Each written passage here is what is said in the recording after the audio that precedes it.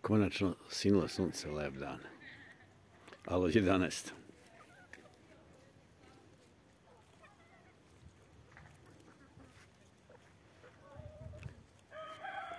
Kokoškama i ćurkama nije dosadno.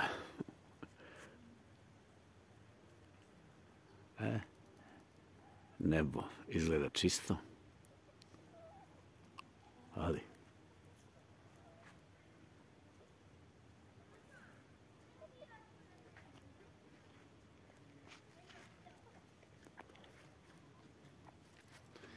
ćurke pasu ili kljucaju opale ove kruške limunke.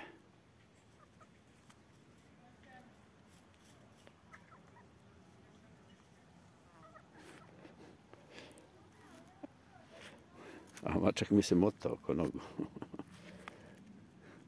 Hej.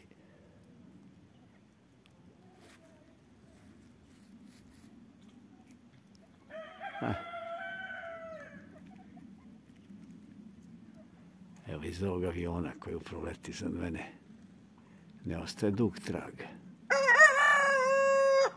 Ne.